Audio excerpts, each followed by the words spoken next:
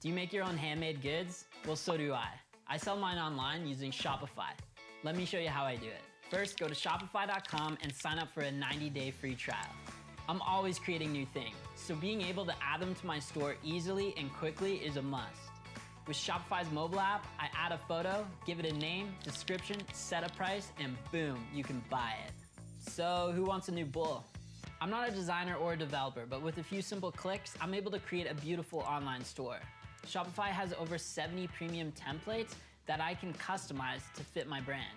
I chose this free theme because it lets me showcase the latest collection right on the homepage. Whoa, this website is awesome and it looks great on mobile too. It's time to get my products in front of potential customers. With Shopify, it's super easy to sell your products on social media and marketplaces.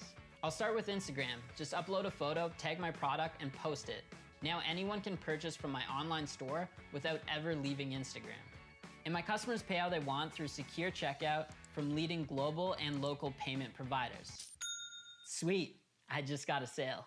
Managing and shipping orders to customers is easy too. Shopify allows me to save up to 90% in pre-negotiated shipping rates with all major carriers. I can also buy and print my shipping labels right within the Shopify admin. How convenient. Just print it, stick it, and ship it. Head over to shopify.com and sign up for your 90-day free trial today.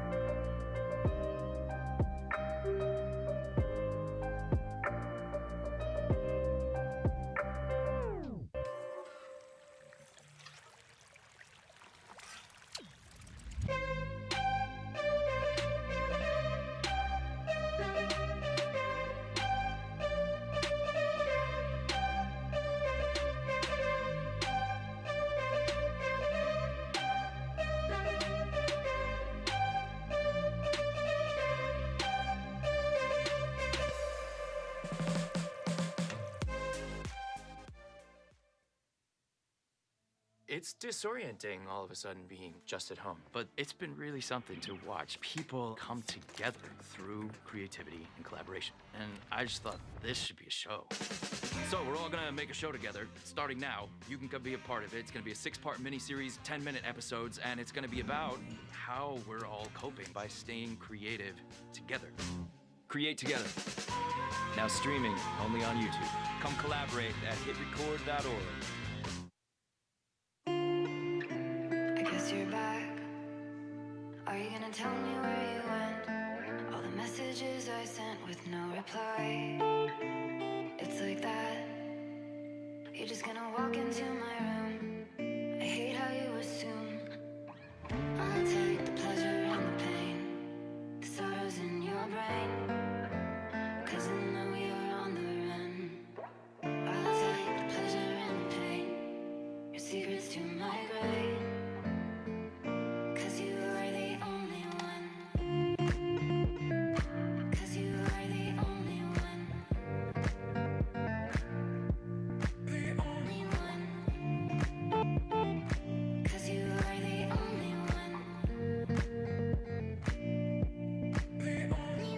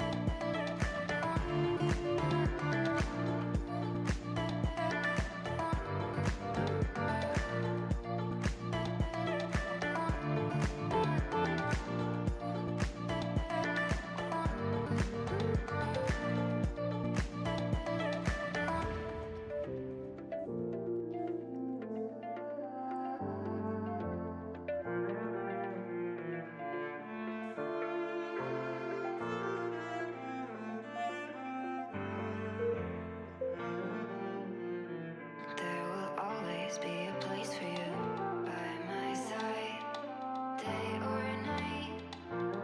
You know that it's killing me. Why do you always leave? It's not right. We don't fight, but I know what you've been through.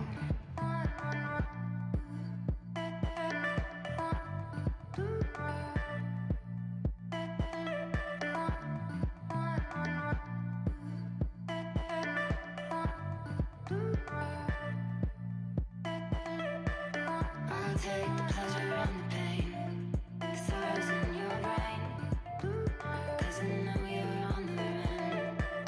I'll take the pleasure and the pain, your secrets to my grave. 'Cause you are the only one.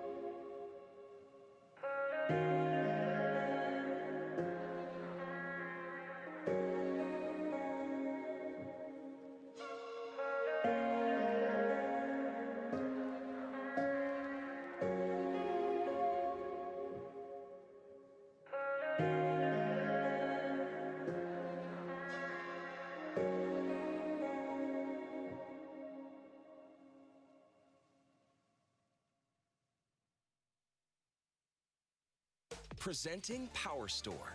It's smart, it's adaptable. The future of storage is here. With up to 7 times more performance and up to 3 times lower latency. Featuring data-in-place upgrades for 0 downtime and greater app mobility with consistent edge-to-core to cloud operations. Let's make one step ahead real with PowerStore from Dell Technologies.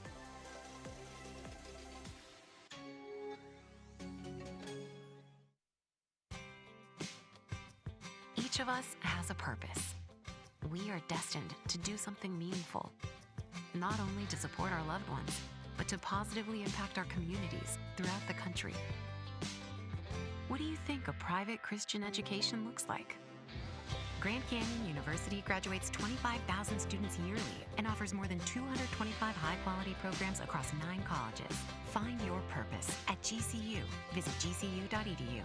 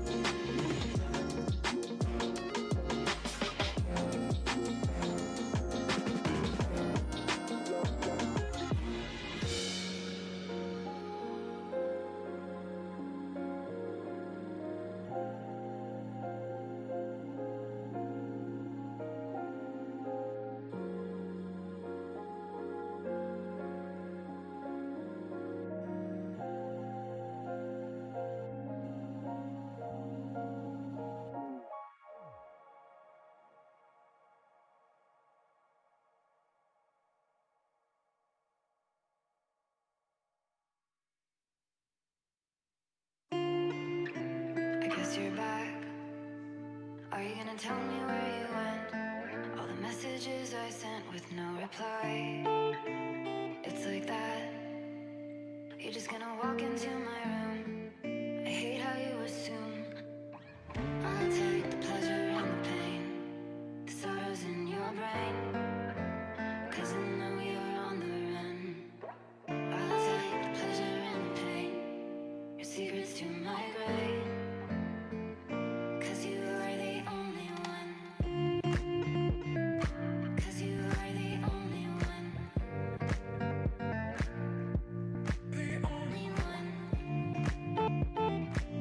You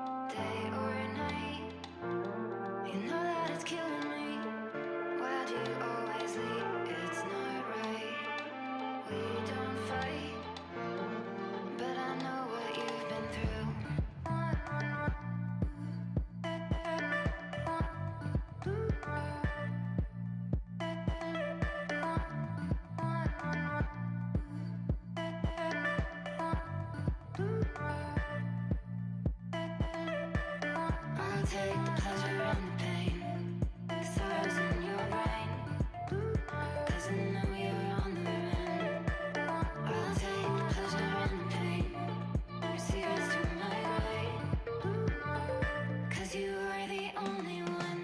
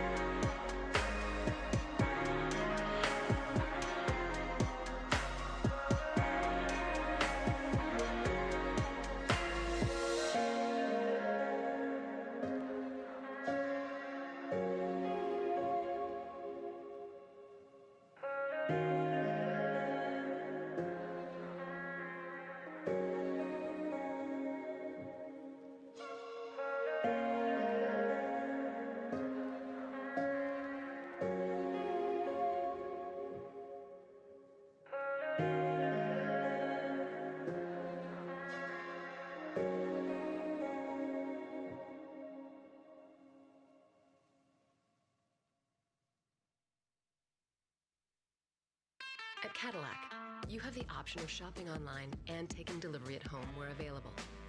Cadillac, we have your back. Current eligible lessees get this low mileage lease on this 2020 Cadillac XT5 for around $399 per month.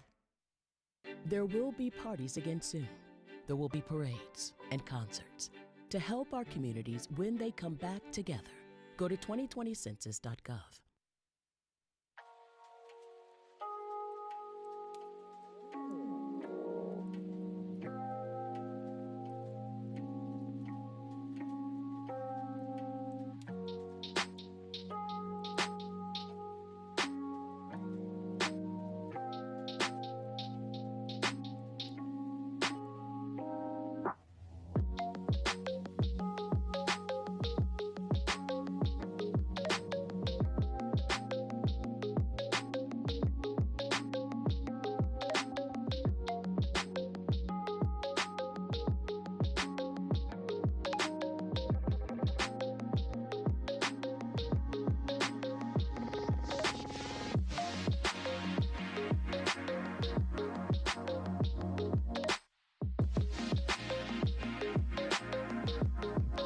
Check 1 2 hello check 1 and 2 hello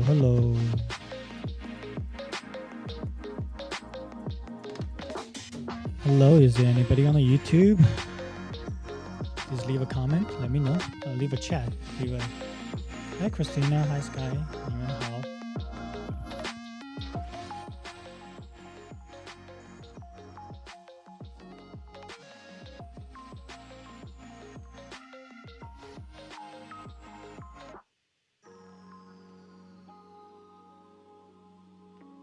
嗨，方你好。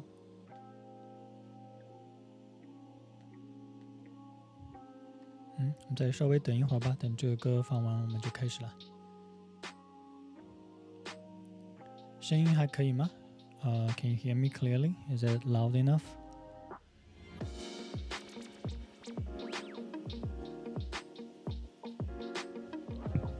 Anybody wanna join the Google Meet? Let me see. 谢谢你 Christina。等一下，我把 Google Meet 弄一下，忘记 Google Meet 了。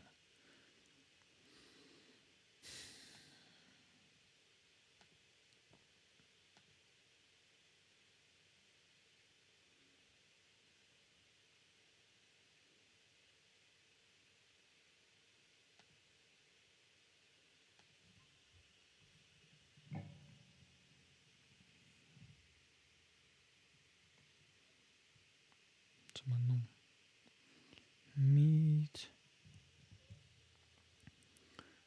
meeting code。Okay. That should.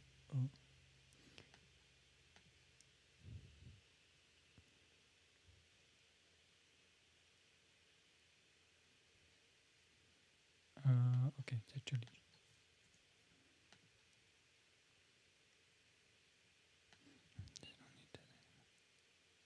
Okay, if anybody want to join Google Meet and have some live interaction, you can follow the link. If there's anybody that is not my student on in a Google chat, this is only for my students because that's the only way that I can legally communicate with them. So unfortunately, you cannot join the Google Meet. I think last time somebody tried to join and it didn't work.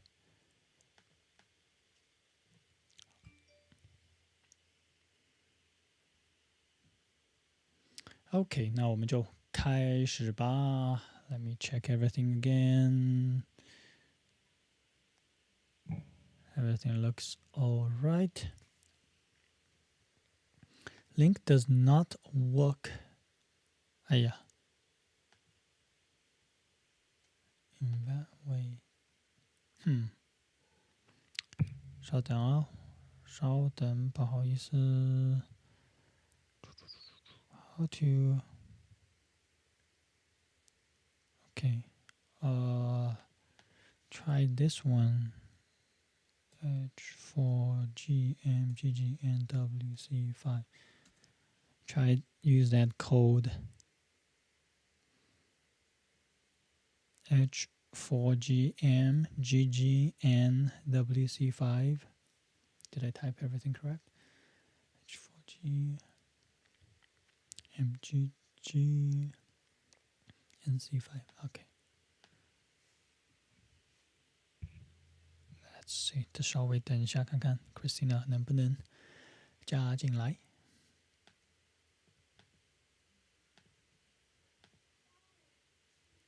We can definitely use some help from Christina for today's live stream. Does it work, Christina? Oh, 你好. Hello? Hello? Hello. Oh, okay. So that works. Great. It's gonna be like a AP Chinese culture presentation. 好，我们开始吧。Hello, everybody. 大家好 Welcome to Mr. Chou's Chinese class. In today's video, we're gonna be talking about the Chinese space program. Let's take a look. So, just this week, SpaceX originally scheduled for the what is called Demo 2 launch, and they have had to postpone it. So, let's see what's happening in China. On the Chinese side, there's a lot of progress made in the past about 10-ish years. So I'm gonna share a little bit what I know with you guys. Mostly, I'm gonna try to correct people's pronunciation about those Chinese space programs, and explain a little bit the cultural reference behind it. 好，我们来看一下。Disclaimer first, all the information that I have here are collected from the internet. I do not own any of the pictures or any of the information. I just try to put everything together. I'm the Chinese teacher, so I'll try to work on the Chinese language and the culture side of it. I am not a hardcore like space whatever fan. So, hi Yvonne. If you want to join, right, there is this code H4G something, right? Just use that code to join. 你好，建福。Hello. Okay, so 我刚才在说什么 ？Yeah, 我可能会里面会有一些错误的地方。Maybe I'm gonna make some mistakes. Please, if I do, please leave a comment and correct me in a nice manner, I guess. Okay, 我们开始吧。手表找不到。Okay, 开始。第一个I put that into 3 chapters. I'm trying to follow the Star Wars kind of parody format, right? Trilogy sort of, and then the rise of the Chinese space program. You guys get the reference? Anyways, Yes. Chapter 1 is太空 Taikonaut. 你们是什么时候生的？你们是几年生的？20几年2003年。03年左右啊。那这个和你们刚出生的时候差不多。It was a buzzword back then. 忘记到底是哪一年？对，就是2003年，就是你们出生的那一年。There was this new word called taikonaut, which is a 太空 plus astronaut, put it together, taikonaut. And that was because there's this China first sent a person into space, and this person's name is Yang Liwei. Yang Liwei, let me point to that. Yeah, Yang Liwei. So it's this guy.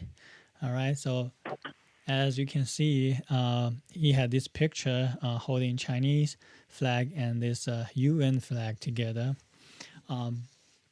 which I'm going to come back to that a little bit later because, I think that time the gesture is that, China want to be part of this space whatever collaboration. It's part of a global community sort of thing. So Yang Liwei was, a big hero back then. He still is. I think he's still overseeing the Chinese space program. So 他是中国第一位进入太空的太空人。2003年，那就是你们出生的那一年。2003年10月15日。然后呢，这个是一个非常怎么说如果你关心中国的那个航天的话的 Chinese Space Program 这个你会一直看到叫酒泉航天发射中心，之后我们会再讲到，现在先不讲。然后呢，他们那个火箭是长征2号，后面我也会再讲到。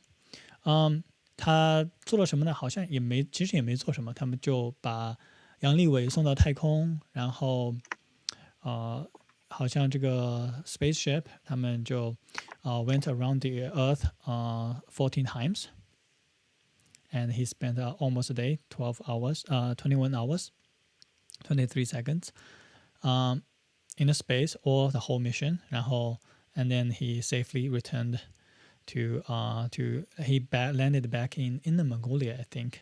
I might be wrong. So that was like the 2003年，那个时候我是刚上大学，然后我还记得那个时候大家都非常的激动，因为中国把第一个宇航员或者太空人送到了太空。China sent the first astronaut into the outer space. Hi Matthew, 你好。I was stuck on YouTube for a long time because the Google Meet didn't work. Oh, okay. I'm glad it's working now. I'm gonna post that again just in case somebody use this code to join the Google Meet only for my students. Sorry. It's mainly like, there are, I think, I don't know if it's regulation or legal requirement, whatever. So anyways, so 我们刚才讲到那个杨利伟，他成为了中国第一个太空人然后你看一下他们那个，就中国所有的载人的航天项目 manned space program, they design a kind of like logo-ish like that. I think it's pretty much inspired by NASA. 所以这个是中国第一个这样一个代表神舟1号的这个logo， 或者 I don't know what it's supposed to be called 这个东西。这是因为我小时候其实没有太多讲到中国的航天什么之类的。这是我可能长大了以后第一次觉得这是一个很大的事情，大家都觉得全中国的人都会在看。那我们看一下这个里面的一些program 的名字他们是哪里来的第一个就是神舟的话这个是到现在还是在用的。神舟的话它是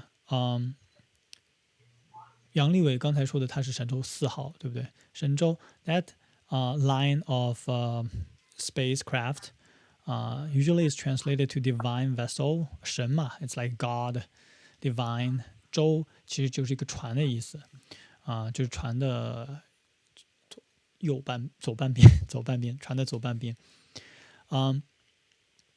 所以神舟1号是在1999年就开始了，然后杨利伟是2003年，所以他是神舟4号，基本上1年就会做一次发射，然后还感觉好像还挺顺利的，至少新闻上面得到的信息好像中国航天发射失败的不是特别多然后他们有神舟飞船，他们一共有几个计划。第一个先是无人的，就是没有人，他们先把飞船送到太空去 ，send unmanned spacecraft into the outer space， 然后呢再送到有载人的，就是 manned spacecraft。刚才讲到杨利伟是第一个神舟4号，然后发送神舟系列飞船的神舟飞船，它就长这个样子就长这个样子。So it's I don't know，我觉得反正看起来都差不多吧。然后呢，它是由那个长征2号的火箭发射的中国好像我看到的所有的火箭都是叫长征几号，长征几号，这个是长征系列所有的火箭不是所有的火箭，我看了一下，仔细看了一下，它直到长征4号。那你看它从一开始的长征1、长征2，然后它会有 A、B、C、D 什么之类的各种各样不同的长征的火箭。那这个就是 the rocket， 对不对？就是中国发送东西到太空去用的 rocket， 都是叫长征，到现在还是叫长征系列。所有的据我所知 ，as far as I know， 所有的火箭都是叫长征 Long March。So that reference is the Red Army, the Communist Party's army. They had a long march during the Chinese Civil War when they were fighting against the KMT party. So basically, in short, is that the Chinese army was surrounded by the KMT army, and they have to they don't have any like modern vehicle. There's no like there's at least in a like most of the pictures or portraits or videos that I remember, I don't see any vehicles. So everybody, the whole remaining of the Red Army, because they were surrounded, they evacuated themselves and going along here, the red line, all the way going to this part of China. So it's a long march, and everybody had to walk on foot, and that's like if they didn't do that, they probably might lose the civil war. It's kind of like a pretty significant turning point of Chinese history. Yeah, so if you're learning about the Chinese Civil War history right now, it should be somehow mentioned. And there are like a lot of legends. When I was a kid, people talk about like how difficult that is. You have to march through a lot of like very harsh environments, like wetlands, whatnot.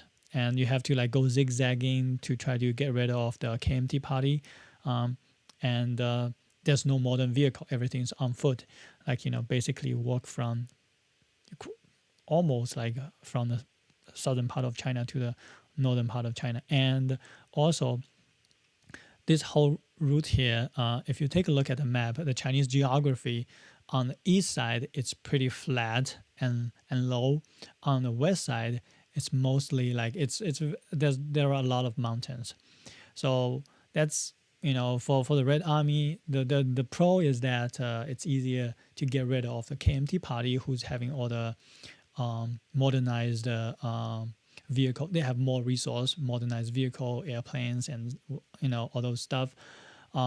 So if you are trying to like march with them on a flat plane, obviously they're not going to able to escape. But on the other side, it's a extremely difficult long march. There are stories like people have to eat their belt, like the belt that is made out of cow skin or something. They have to like brew it and drink the soup or what. And like they also eat tree bark, grass, whatever they can find, extremely in short supply at that time. So that was the reference to that, and I felt like we're gonna go back to this a little bit later, because the first Changzheng rocket, Changzheng 1号, was launched way back in 1960ish. And till nowadays, I think we've had in China they have a Changzheng 5号 already. So the previous picture is not a complete lineup. It only stopped at Changzheng 4A, 4B. So what I'm trying to say is that it is kind of like a long march for Chinese the Chinese space program to develop from back in almost like 50s, 60s to develop the rocket, and then they went a long way to nowadays they have Changzheng 5号, and they started to sending people into the space. So that's a pretty interesting match there. Chapter 2, the dark side of the moon. That is something you guys probably have some impression because it happened pretty recently. So it was in 2018, 12月8日, 嫦娥4号. So 嫦娥, there are a couple of stages as well. So 嫦娥 is the program to explore the moon, basically. 嫦娥1号、2号是 I think they send the it's not the lander, 我不知道应该叫什么，反正就是 that vessel or satellite, more like a satellite. They send a satellite to the moon and like circulate around the moon. 嫦娥3号 它是送到了I think it landed on the moon. 然后嫦娥4号 was originally the backup plan for 嫦娥3号, and it might would have been scrubbed, but they kept it anyways. And then in 2018, it landed on the dark side of the moon, the far side of the moon. So it was big news back then. 然后用的火箭是长征3号乙火箭，长征3号乙火箭。So if you're just reading the English report, right, 嫦娥, or maybe some people is gonna pronounce it as Chang'e,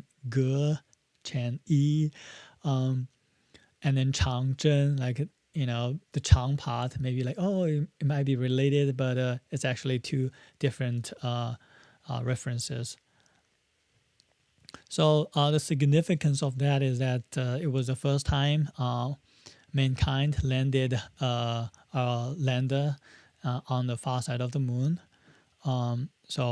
And it was also the first time that you send a relay satellite to communicate with the lander on the far side of the moon, because it's landing on the far side of the moon. It's not going to be receiving the signals that is sent from the control center on the Earth. So they had to send a relay satellite. So the relay satellite went up and like start to circulate around the far side of the moon, and then it's gonna relay the signal from there to the 嫦娥4号 the lander and the rover. So 我们来看一下它里面一些名字。Christina, 你要不来给我们讲一下嫦娥是谁啊？或者剑夫也可以啊。嫦娥 Christina 你来吧。The moon. Yeah. What? No, you have to be a little bit more specific. 嫦娥是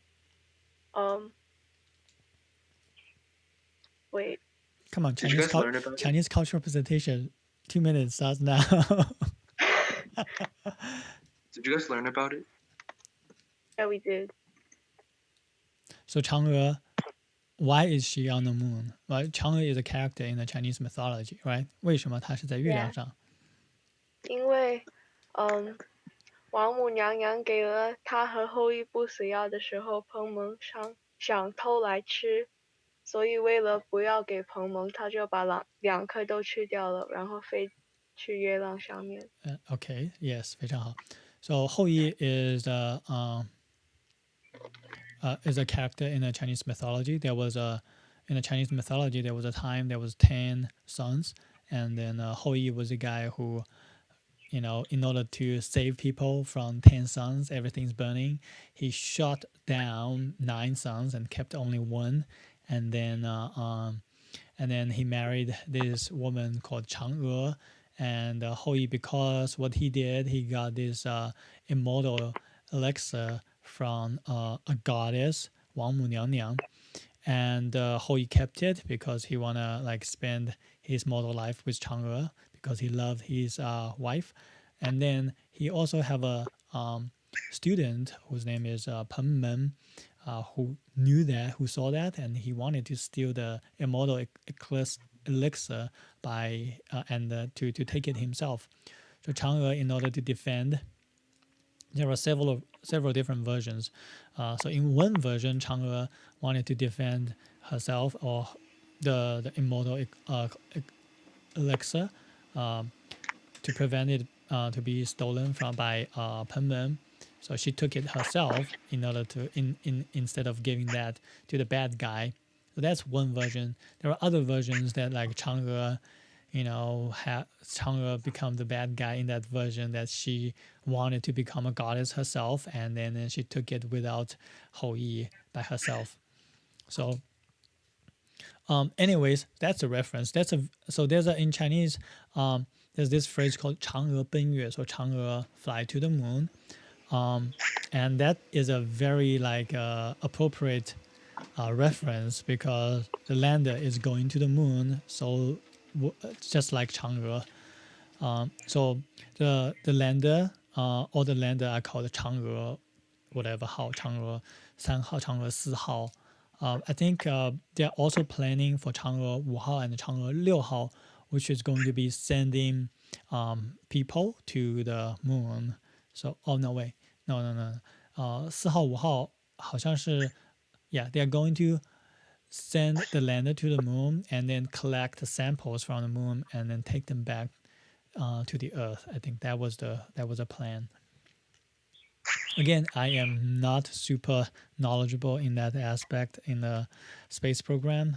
Just whatever I remembered, I might be wrong. Maybe they do have plans to send people to the moon. All right, so that is Chang'e. There are a couple. So the whole series, actually, everything have a name. The rover. Hold on a second. The rover is called Yutu. So the first rover was called Yutu 1号, and the one that landed on the far side of the moon is called Yutu 2号. So Yutu is a jade rabbit that lives with Chang'e on the moon, according to based on the Chinese mythology. So there are several different versions of what Yutu is. One version is that Yutu was Hou Yi. Hou Yi was thinking about his wife, and he transformed into a jade rabbit so that he can stay with Chang'e on the moon. There are other versions, like Yutu is what's the other version? One version was that there were a couple of gods who pretended they're like poor people and they are hungry, and they try to seek help from the animals. And there were a couple of other animals, they brought them food and tried to help them. And then there was a rabbit who's like, oh, I don't know what to do. I'm just a rabbit. I have no skill. I can't bring you any food. So the rabbit jumped into the fire and cooked itself to feed them. And the gods were so touched by the rabbit who wanted to sacrifice itself. So they made the rabbit kind of like a god as well, and then let the rabbit live on the moon.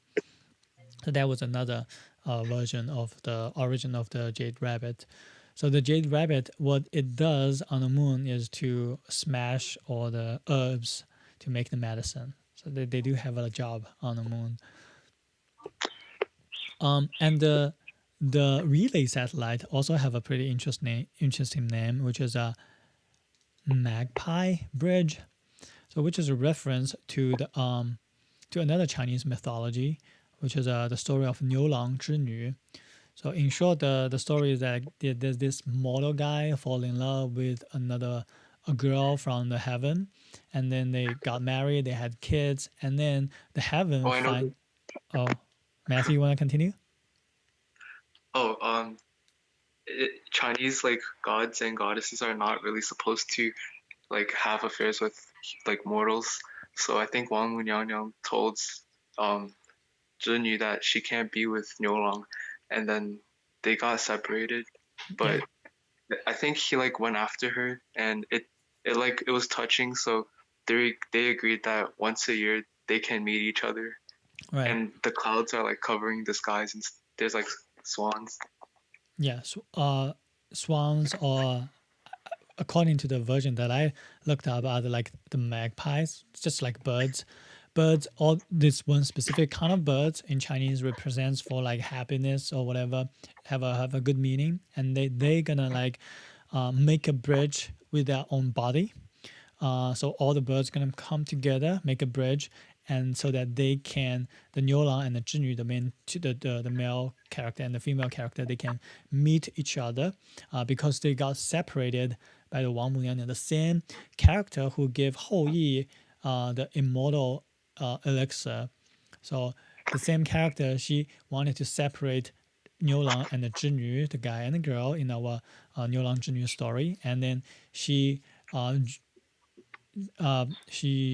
of basically drew down this galaxy. In Chinese it's called Yinghe, the Silver River, and the river is separating them, and then the qixi, which is the magpie, the bird, they're gonna like, every once a year they're gonna come together and form a bridge so that they can meet each other. So that is also very appropriate to name that relay satellite, because it's kind of like connecting the control center on the Earth with the lander and the rover on the moon. So I think these are like those series of names are like very appropriate and a very clever use of Chinese mythologies. All right. Who's Wang Munyang's husband? Oh, there are different versions. I looked that up. It's a little bit confusing. Some people say Wang Munyang is the Jade Emperor's mom. Some people say it's the Jade Emperor's wife, and some people say like they're not related at all. So they're just like a god and a goddess. So there are like in different stories, in different like variation of the systems, maybe they have like different roles. In the Journey to the West, 西游记, Wang Munyang was the one who appointed the Monkey King to guard the peach garden. And I was just reading it last night. It's like people start to come up with this conspiracy theory that how can you send a monkey to guard the peach garden? You are just like, setting him up so that he's gonna like make a mistake, and then you're gonna try to like, get rid of the Monkey King. So anyways, yeah, so Wang Munyang is the identity of Wang Munyang have several different versions. So chapter 3, we're gonna look a little bit more into the future, and it's called No ISS, No Problem. So do you guys know that no Chinese astronauts was ever allowed into the International Space Station, even though it's called International Space Station? China has been kind of, is currently excluded, but in the beginning it's just not included. So it's kind of interesting. So there was this video on YouTube kind of explained it pretty well, called the China's space station ban, right here. So I'm gonna just cover the basics of it in really quickly. So there's a Chinese exclusion policy of NASA, which in the video was named as the Wolf Amendment. So basically, it's kind of like if you guys do remember the Huawei, the whole Huawei thingy, it's kind of similar. Due to security reasons, American doesn't want China to get involved into the International Space Station, or to and then so there was this Wolf Amendment passed that basically saying like, Chinese astronaut, or personnels that are like, all programs that are funded by Chinese government cannot be allowed into the International Space Station, something like that. And there were a lot of different responses. Some of the American scientists also felt like this is not good, and then also, I mean, like since it got passed, definitely there are people who felt like, oh, this is needed. I'm gonna reserve my own opinion, but that's why the reason there's no Chinese astronauts worked in the International Space Station.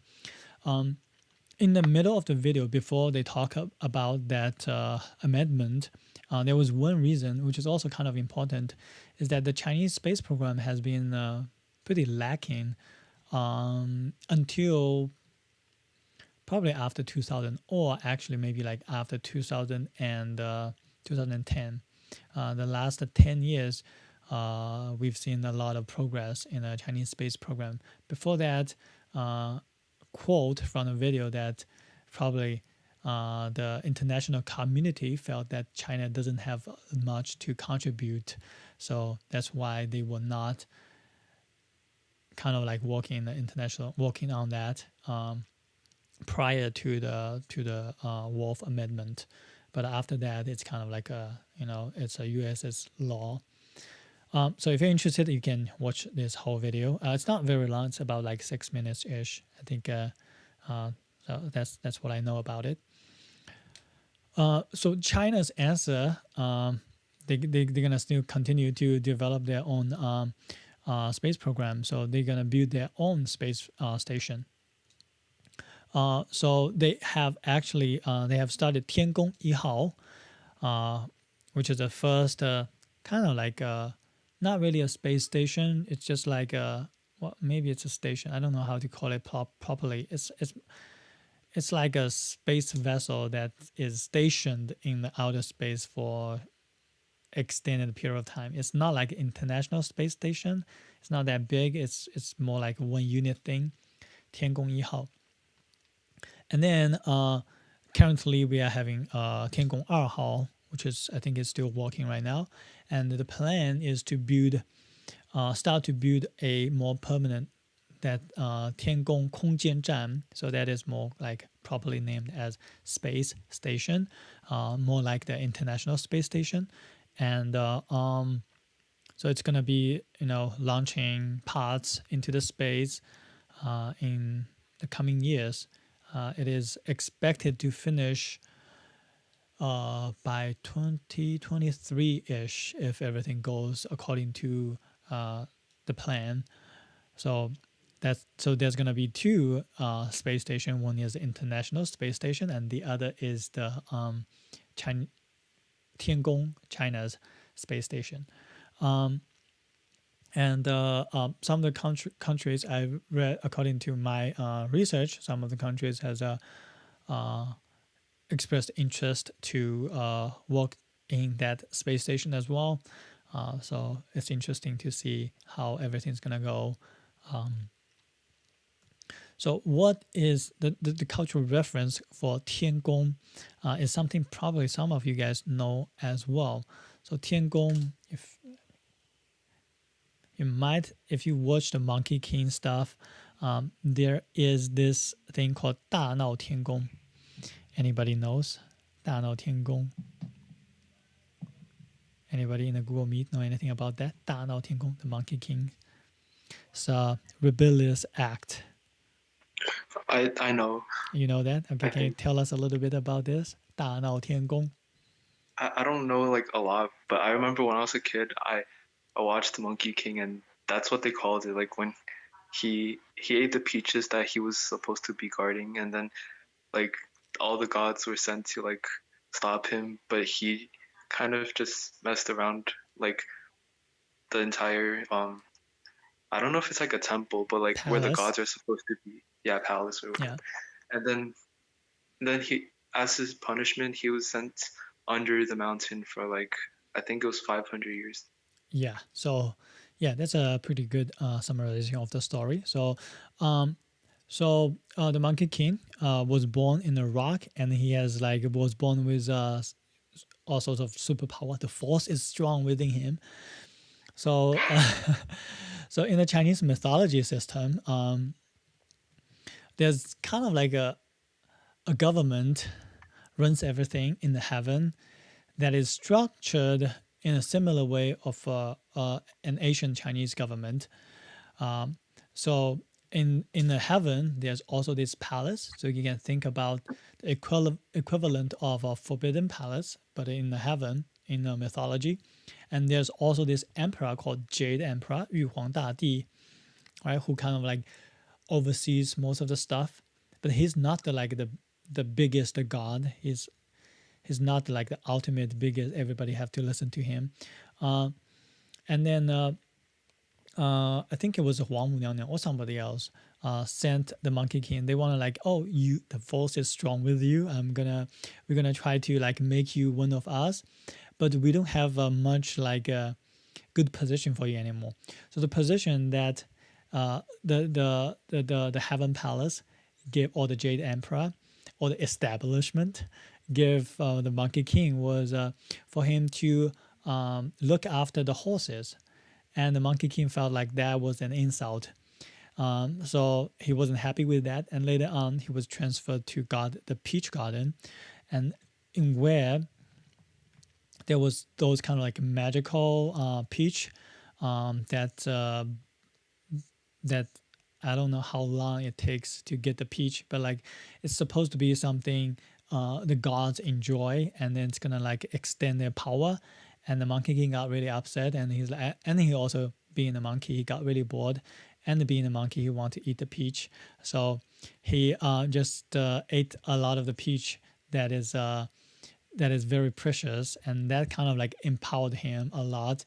So you can imagine, like, continuously leveling up when he's eating the peach, like in a video game. And then after that, like, the Jade Emperor and the establishment, they find out and they want to like arrest him, and he's like, no. So they start to fight, and then because he ate so much peach and nobody could defeat him. Actually, one god kind of like sort of defeated him and captured him, and that's the god have pagodan 塔怎么说 pagodan 是 pagodan 吗？他的名字叫托塔李天王李靖。So anyways, this is yeah, I think it's pagodan, right? So this god carries this pagodan in his hand, and he can like shrink and or expand it. So he just smashed the pagodan on the Monkey King, and that's how he got arrested. So, but they wanted to execute him, the Monkey King, but he ate so much peach and they couldn't kill him. So, and later on, one of the other gods decided, like, okay, I'm gonna put you guys, put the Monkey King into the fire pit that I use to make all my elixir medicines. So the Monkey King was put into like heavily fire for like 49 days, and after that he didn't die, and he got even stronger. So, and then in the end, this is the ironic part of it, of the Monkey King. A lot of people would miss it if you watched that when you were very little. I definitely missed that. The interesting part is that the whole Jade Emperor thing is the Taoism, have the Taoism origin, and the Journey to the West is a story about a Chinese monk go to India and get the real Buddhism literature. So even though there are a lot of Taoism character and elements in the story, they're usually considered as inferior. So the Jade Emperor couldn't tackle this Monkey King riot, and in the end he had to get the Buddhism god to help, and then that's when the Ru Lai Fozu, so one of the big god in the Buddhism system, came over, and what he did was that he put the Monkey King underneath a 5-finger mountain, and the Monkey King was trapped there for like about 500 years or so until later on. The main story started when he restarted his journey with the Tangsen, the Tang monk, and go to the West to get the Buddhism literature.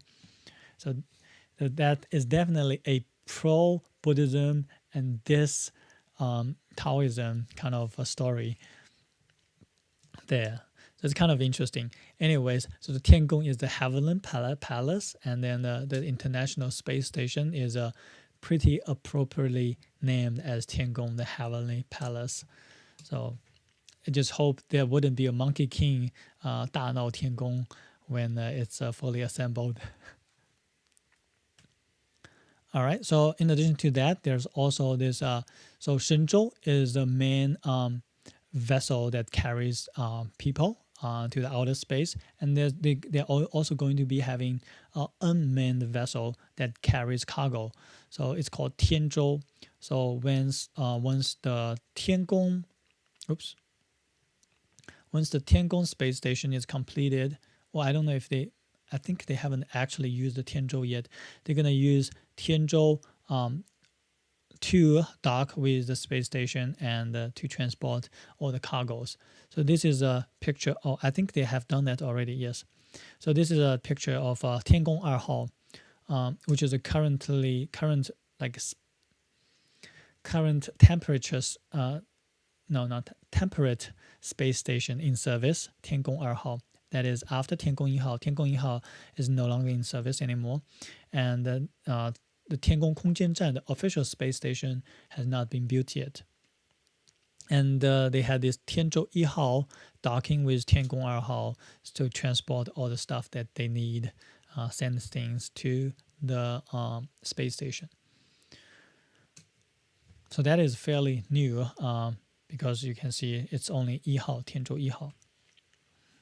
All right, so that is the trilogy starting from 2003, the first taikonaut or the first astronaut, to 2018, landing on the dark side of the moon, to a little bit in the future that China's plan to build a China's space station by themselves.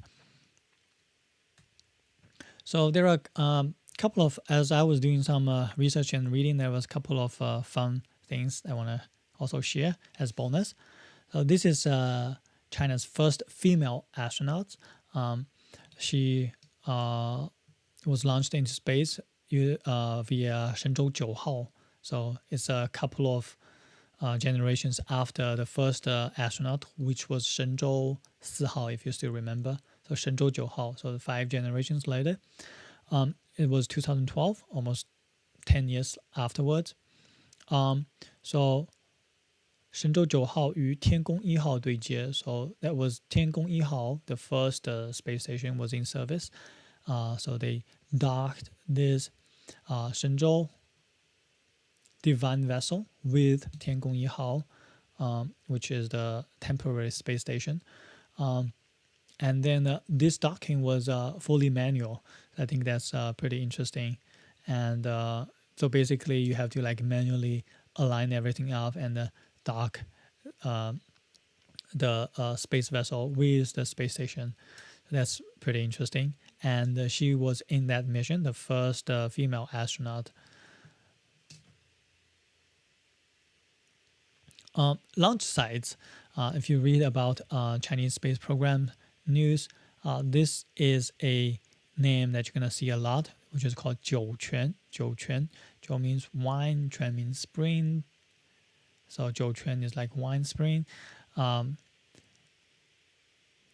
that is in it's either in the Gobi Desert or like on the edge of Gobi Desert. So it was built very early in 1958. 1958. So this is I think it's more recent look of it. As you can see, it's just like flat Gobi Desert all the way.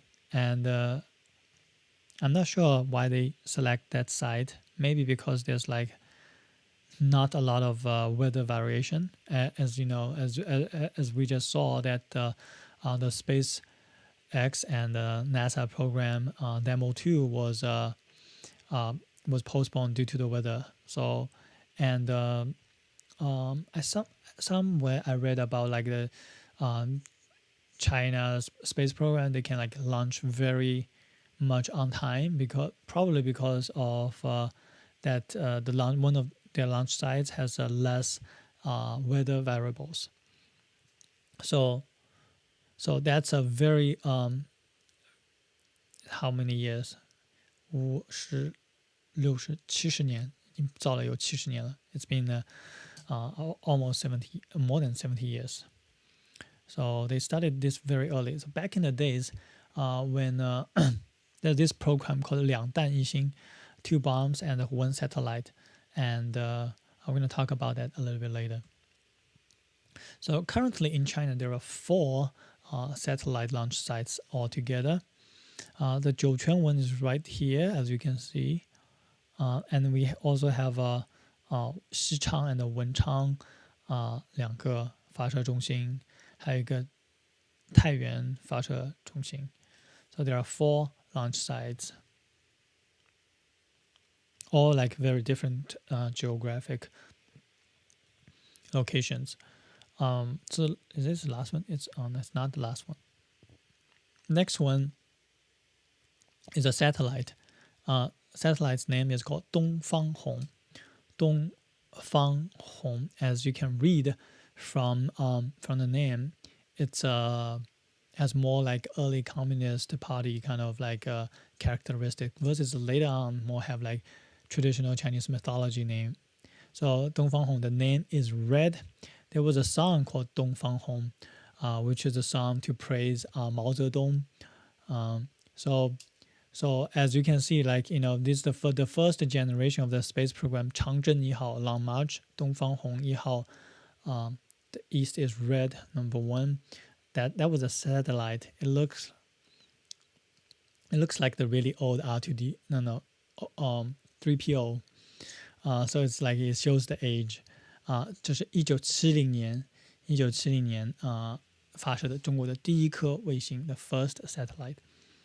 So let's go back a little bit. 1958年 1958, they built this 酒泉卫星发射中心, so this launch center. And then it took 12 years for China to launch the first satellite into the space, 东方红1号. There are a couple of other things that I think have a little bit interesting cultural references. For example, this one, 北斗导航卫星. It's abbreviated as BDS, 北斗 satellite, I guess. So 北斗 is referring to the 北斗七星, and somebody said in the chat. Oh, bye, Yvonne. So 北斗七星. So 北斗七星 is this thingy, the Big Dipper. All right. So in different civilization, I think people look at things a little bit differently. So some looks like, you know, connect those stars together. For Chinese people, these stars are connected together, and it look like a dou. Dou is a kind of like a big spoon that is used mainly to get wine. So this is a what is called 甲骨文 oracle of the character, the original version, the pictographic version of the character 斗. So 北斗. So all right, so 北斗 is known for helping people finding the directions. This is north, right? And you can probably guess what the 北斗卫星 is used for. That is used for GPS. So these are the GPS, Chinese GPS satellites, and it's appropriately named as 北斗, the Big Dipper satellites. Yeah, that's the last one. Okay, so and that's all I have to share with you. Oh, it actually went over 2 o'clock already. It's longer than I thought. Anybody want to share any comments or thoughts after this?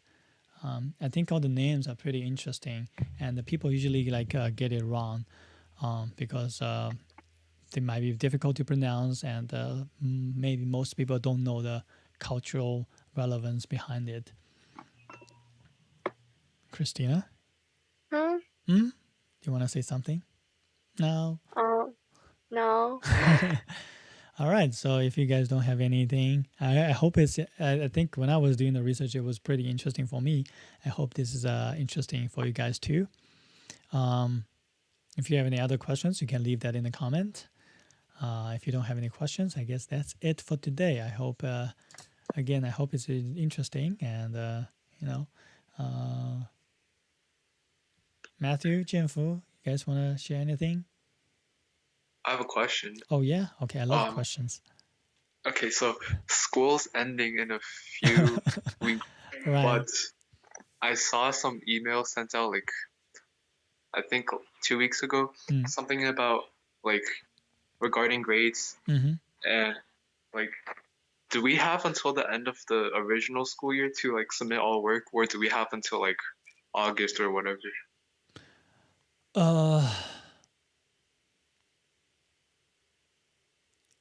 I'm not 100% sure, but I think for August, I don't remember, is it like for August or for even later date that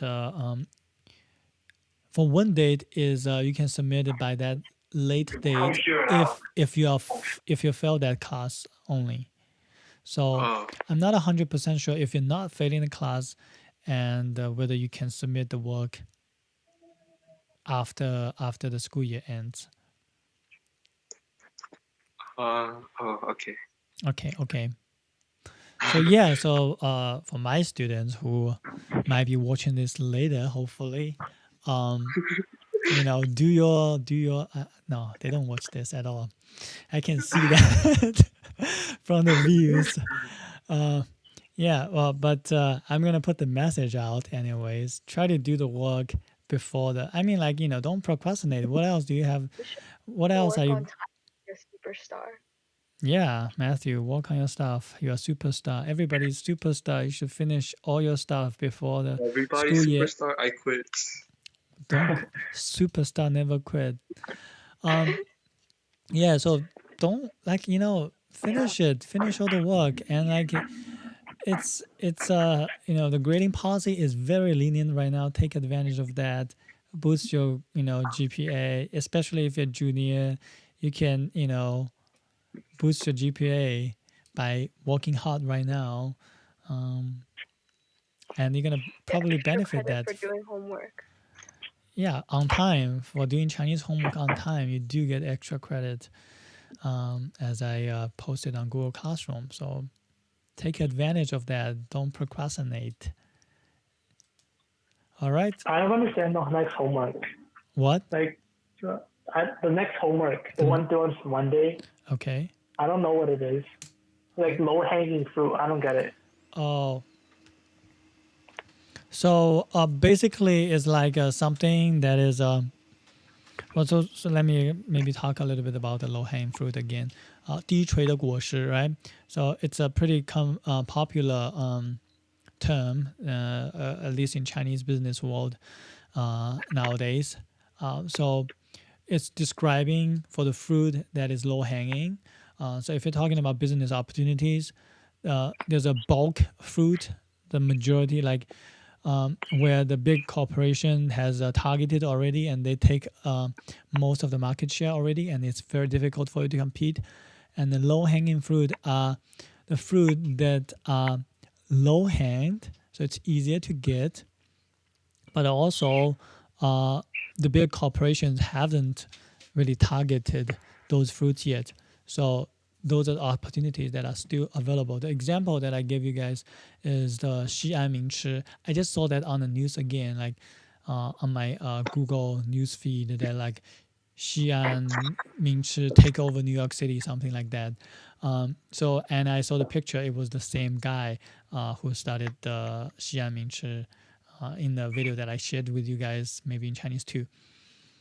So I would think that is a low-hanging fruit, taking the Chinese Chinese, like one specific Chinese food, and then introduce it to New York City, he made it like very like street food style, very casual, very minimal menu, but offered something with authentic Chinese taste.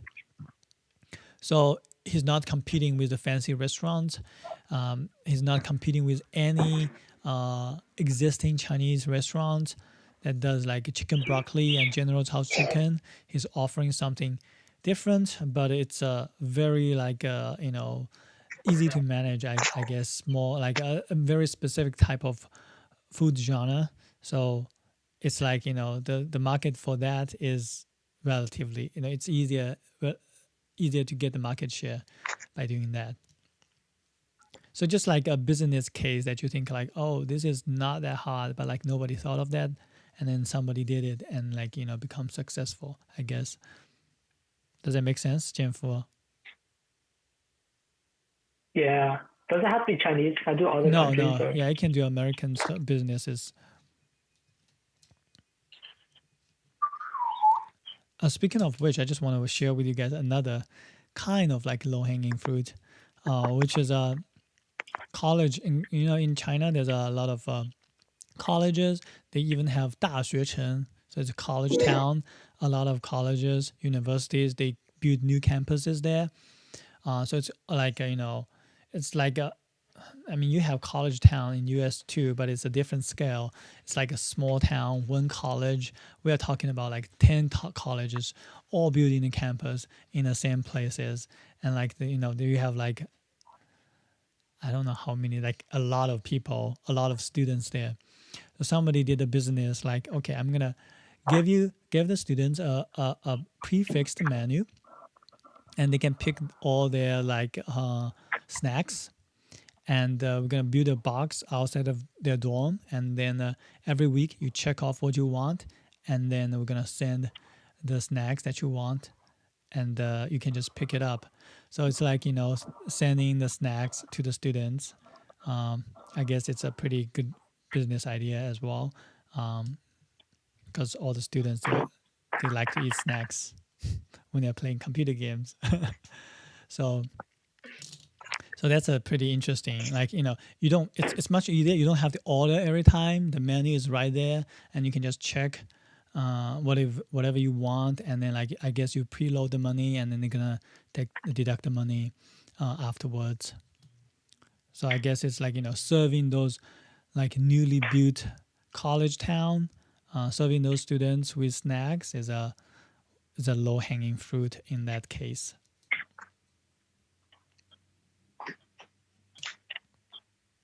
All right, so if you guys have no other questions, I'm gonna end the stream now, and have a good weekend, everybody.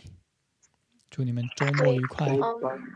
For the rave form, there was a date to put for like the interview. Yeah, do we still have to do the interview? Just put a random date. If I have questions, I'll contact you. Okay, thank you. All right, bye. Bye, Mr.再见. Cho. Hi, Mr. Cho.